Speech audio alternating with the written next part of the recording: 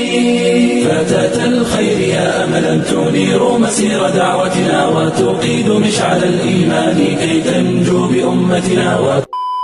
Last time on Dragon Ball Z. Hey, that's a tribute to Aisha. Do you agree that it's a tribute to Aisha? I agree that it traces back to who Aisha was as an individual. I cannot sit here and say it's 100% authentic just because I have not been able to verify that. But it does trace very close to her, and some people are saying that Aisha did say this. You're finished. You're finished. Wallahi, you're finished. Wallahi, you're All right, so who knows more about the Prophet and his teachings, you or Al-Mu'mineen Aisha? It would be the mother of the believers. The mother of the believers, correct. So why does she narrate 2,200 hadiths if she didn't think hadiths were authoritative? How many hadith? 2,200. You can't prove that. Yes, I can. Then go ahead, please. Yeah, it's in our tradition. That doesn't mean that it's true. That's a circular reasoning. You're saying that 2,200 because people said so. No worries. No worries. Aisha narrated one hadith, and she considered that one hadith to be authoritative and legislative. That's all I need to disprove your position. Why is Aisha narrating hadiths? Even if you say 99% of them are fabrications, which I obviously don't agree with, but for sake of argument, no problem. That 1% that she narrated, that she considered to be authoritative and legislative, why is she narrating that if the only thing you need is the Quran? If it's something that's been recorded a little later, can somebody piggyback off her name? No. So are you telling me that the 2,200 hadiths, all of them are back projections? No, some of them could be. I'm saying, are all of them back projections? Some of them could be, and because there's the I'm not asking about some of them. I granted to you some of them could be. Are all of them back projections? No, it does not necessitate that all of them are. Some of them could be true. Could be true. No problem. No problem. So the hadith about stoning, which Matsky and Kara accept as authentic, and she's the source and common link for it. That hadith is legislation outside of the Quran. Why is she narrating it? Because she's narrating something that is, again, going about baby things that occurred during the times of the Prophet, but there's also a narration that is saying, do not impose a condition that is not found in the Book of Allah. So if we are going to accept the concept of abrogation, this is something that could have been abrogated. But again, this narration does not necessitate that these are one of the things that are actually associated to Aisha, because it's contradictory to the Quran. wrong. No, it's not contradictory to the Quran. It's saying that the hadith is saying that these verses are abrogated, meaning they're not in the Quran anymore, but people still recited this. So they can recite a verse that was abrogated. What's the issue? Okay, so when they're reciting it and it's not in the Quran, is it part of the Quran? No, it's not part of the Quran. It's an abrogated verse. You can still recite it. Because the ruling is not... The ruling is not... Yeah, so Leafy is meant to be questioning, guys. Leafy is meant to be questioning. He can ask a clarifying question, I don't mind. But why the ruling is abrogated, but the verse is abrogating, but the ruling is not abrogated? Prove it. I'm saying that's what it is. That's what the hadith says. That's attributed to Aisha, Al-Mu'mineen, who you said knows better than you. That's attributions, but it does not mean that she actually said that. And the other thing, that could have been a political push. And the other thing is, we have a lot of sources showing that there's things called Israeliyat, which is the influence of the people of the book, which is specifically the Jews. And that's one of the things that the Jews have. The Jews have the stoning, and you guys are just following a lot of what the Jews say. Jew. Yeah, can you name anyone from the Muhajirin and the Ansar who are hadith rejectors like you? Zayd. Prove it. In the Quran. How is he a hadith rejector? Oh, I thought you said to name me from the Ansar and the. I thought you were asking me a name of Ansar or Ansari. My question was from. Understand. Can you name me from the Muhajirin and the Ansar anyone who was a hadith rejector like you? That was my question. So, concept of hadith rejection is there is no legislations outside of the Quran, and the Book of God is sufficient for us as guidance. Every single one of them that followed the Prophet in truth, in guidance, would have accepted that, where the Book of God was the criterion, and there's no judgments outside of that. You're not answering my question. I said, name me someone who believes the same thing you believe and was a hadith rejector the same way you're a hadith rejector. Give me one name of a Muhajir or a Ansar. Umar was not a hadith rejector the same way you are, but if you think that, then that's fine. I'm saying Hasbuna Kitab Allah. So when we're going to go with the criterion, and we're gonna, doesn't mean I'm a hadith rejector, bro. This is like, you don't understand what hadith rejection is. Hadith rejection means that there's no. Let me ask you a question. If I look at the history and I look at the history of hadith, and I can accept whatever I want, but the history is not necessary for the Quran. No problem, Habibi. Do you have a single scholar who says that Umar was a hadith rejector in the same way you were, who rejected the legislative authority of hadiths? Name me one. Umar did not practice any legislation authority outside. I'm asking you to name me a scholar. I'm asking you to name me a scholar that says that Umar rejected hadith as a source of legislation outside the Quran. Do you have a single reference? Yeah, he himself, his own quotes, Hasbuna Kitab Allah. Okay, no problem. Umar is his own scholar. All right. If okay, do you believe Bukhari then? Bukhari was Bukhari? Okay, no problem. Are you mentally disturbed? Are you be smoking crack? يا كذاب. طيب. Are you مجنون? أعوذ بالله من ذلك. Do you believe in messengers after the Prophet? Because you said there was some that's going to be sent to the Ottomans and to America and to Trump. Do you believe in messengers outside the Quran? Yes, but there's no prophets after the Prophet. No prophets, but there's messengers outside the Quran, right? So why did Abu Bakr fight Hurub al-Ridda? Why was he fighting Hurub al-Ridda? Again, what's that got to do with the Quran and the question? It's my question. I can ask you whatever I want. Why is Abu Bakr fighting Hurub al-Ridda? Because he's fighting apostasy and people trying to undermine and subvert the religion like they did in the Abbasid region. Okay, well, what was the whole point of Hurub al-Ridda? Do you know? Again, this is not pertaining to the religion. Okay, I'll tell you. It's because of Musaylim al-Kadhdhab. He claimed to be a messenger after the Prophet, and the early Muslims came to consensus that there cannot be a messenger outside after the Prophet Muhammad, peace and blessings be upon him. But yet you're here telling me that there's messengers after the Prophet. Don't cut me, please, while I'm asking questions. Sure. Do you have any contemporary non-Muslim sources who document the existence of hadith rejectors at the time of the earliest generations of Muslims? Shafi'i. Yeah, so Shafi'i, let's pull it up right now. Dean, can you pause my time while I pull up the source? This is from Imam Shafi'i's Jami', right? He says, I have not heard anyone, whether others counted him or him himself as learned, disagreeing that God Almighty and Exalted has made it obligatory to follow the command of God's messenger, peace and blessings be upon him, and to submit to his judgment. For God has not made it for anyone after him except to follow him. And no statement is binding in every circumstance except God's book or the sunnah of God's messenger, and whatever is besides them follows upon them. What is obligatory and required is to accept the reports of the messengers of God. This is the Basran Kalami Mu'tazili, like proto-Mu'tazili guy that Shafi'i is arguing with, right? He says, I said, God has indeed obligated for us to follow the messenger's command. He said, and he quotes the verse that I gave you, وَمَا أَطَعَكُمُ الرَّسُولُ فَخُذُوهُ وَمَا نَهَاكُمْ عَنْهُ فَانْتَهُوا. And then he said, it is clear in the revelation that it is an obligation upon us to take what we were commanded and to refrain from what God's messenger forbids us. Is that an obligation one and the same for us and those before us and after us? He said, yes. I said to him, I see you have returned to accepting the reports from the messenger of God with consensus beneath it as corroboration. He said, that is what is obligatory upon me. Yeah, so this proto-Mu'tazili, Basran, who's arguing with Ash-Shafi'i, very clearly reverted back to accepting the Quran and the Hadith. And he wasn't a Hadith rejector in the fullest sense. He only rejected single-strand Hadiths. That's what he rejected. He didn't reject Hadith as a concept, as a whole of legislation outside the Quran. So when you're quoting him and you're saying that he's, he's a Hadith rejector, this is not correct. Can you explain to me why you think he's a Hadith rejector?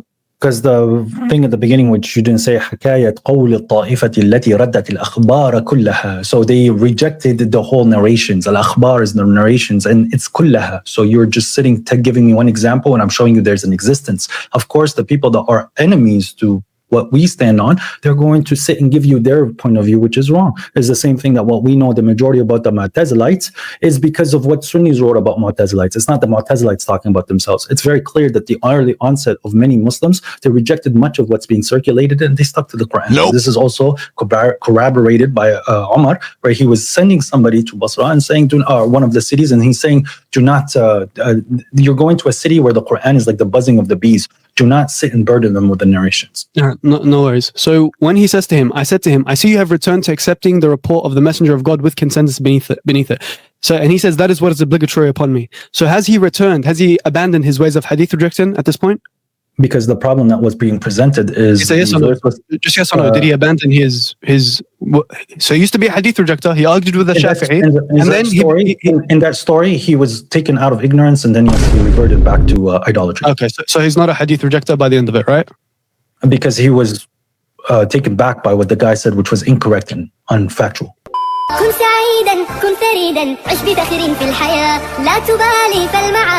Okay, no problem. Is eyewitness testimony dhanni? Eyewitness testimony is the people that were present there? No, I'm asking you in general. Is eyewitness testimony dhanni? Is it probabilistic or is it certain knowledge? People who have seen it, to a certain degree, is probabilistic, but it's certain. Huh? First, no,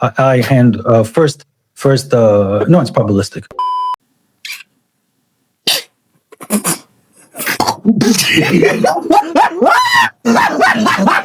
Because it's based upon what the person. Which one? Okay, just make it clear because you're waffling. Let's go. Yeah. Probabilistic. Okay. Yeah. So all dhanni evidence is not from God then. God wouldn't command you to govern by something probabilistic. Is that correct? No, God's laws are not probabilistic. All right, cool. So when the Quran tells you to go get witnesses for example, the sexual slander of women, why is God then commanding you to use probabilistic reasoning and witnesses? Because he's bringing four for certainty. It's not just one. It's not certainty. It's still probabilistic. Even if it's 5, even if it's 10, even if it's 20, it's still Correct. probabilistic.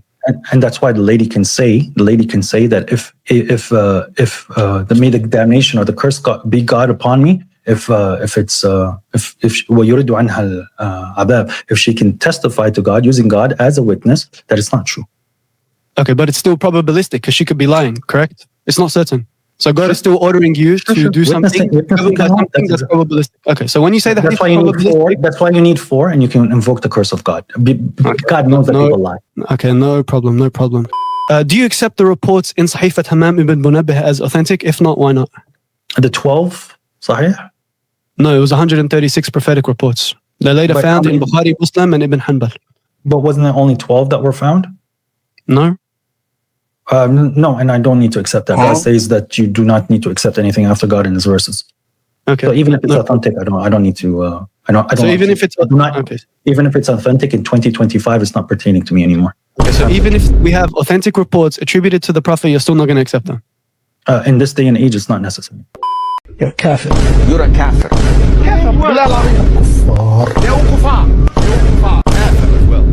Okay, so when Allah says أطيعوا الله أطيعوا الرسول وأولي الأمر منكم هو the أولي الأمر.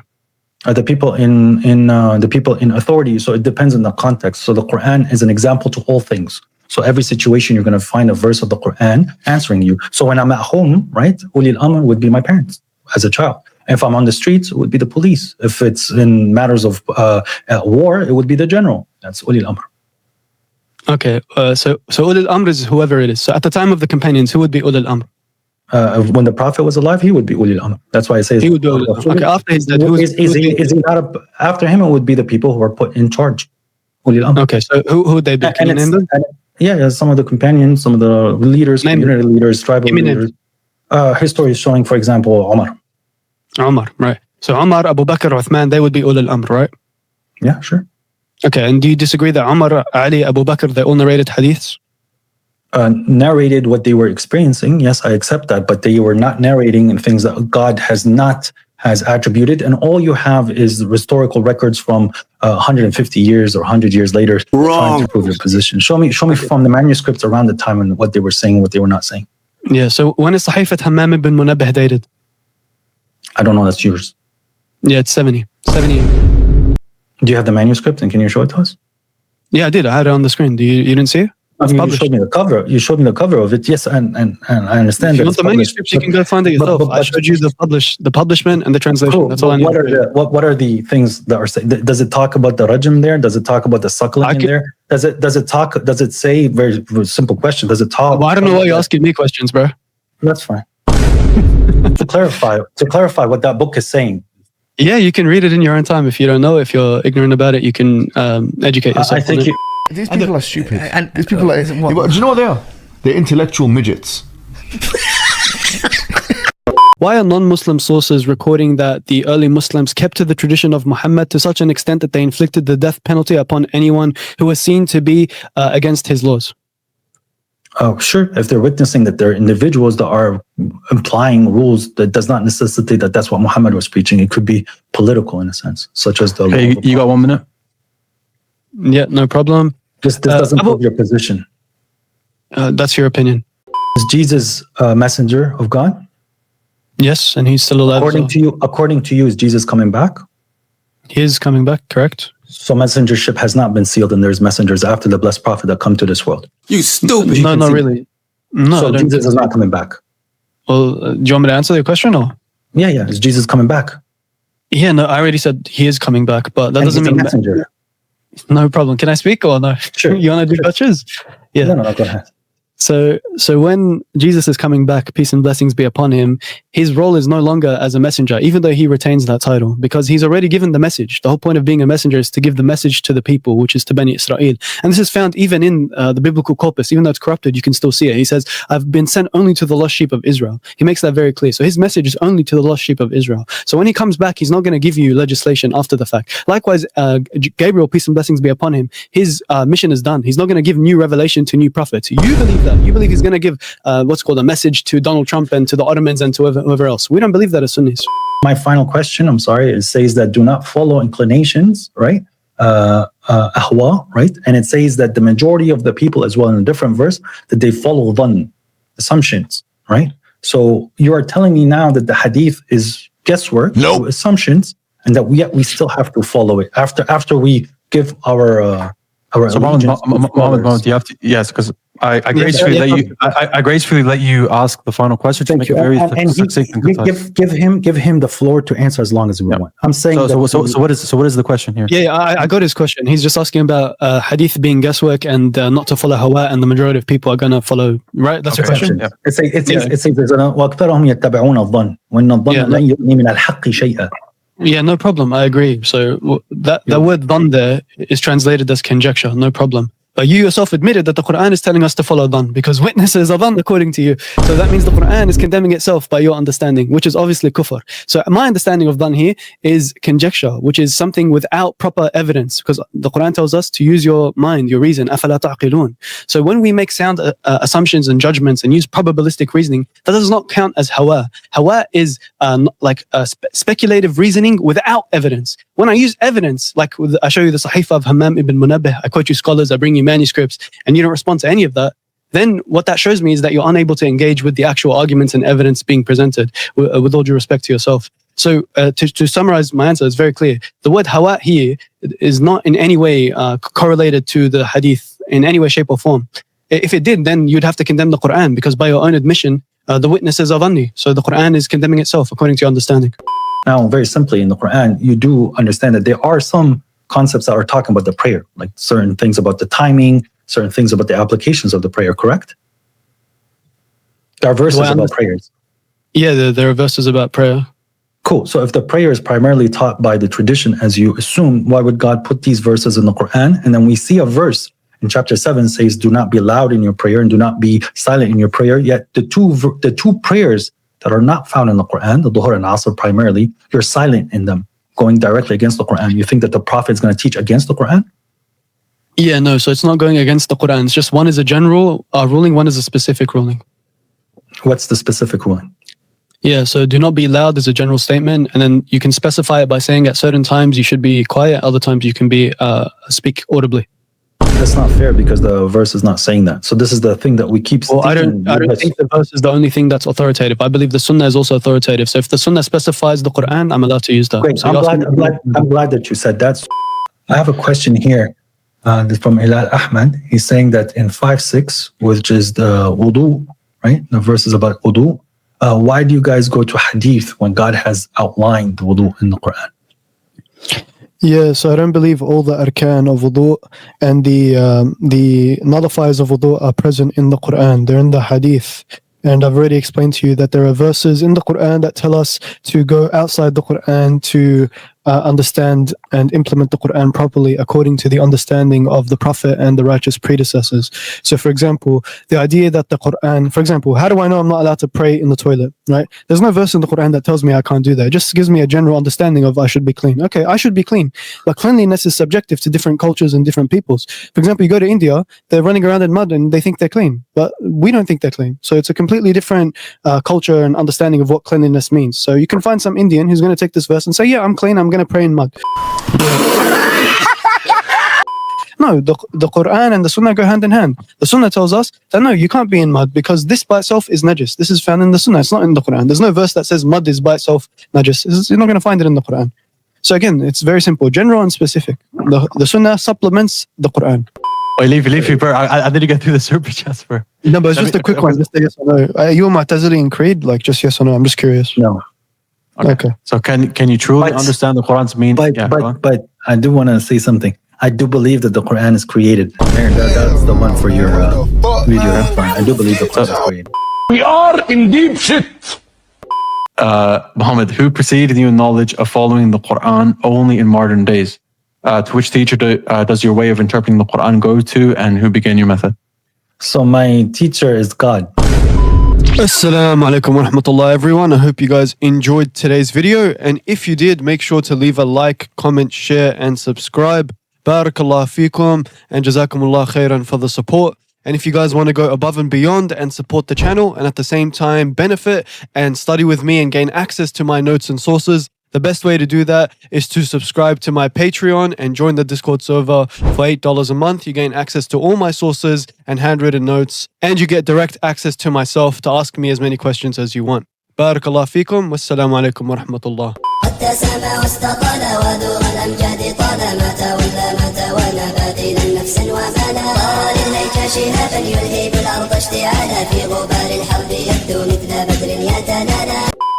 أنت الآن فحمت نفسك يا صديقي. طبختك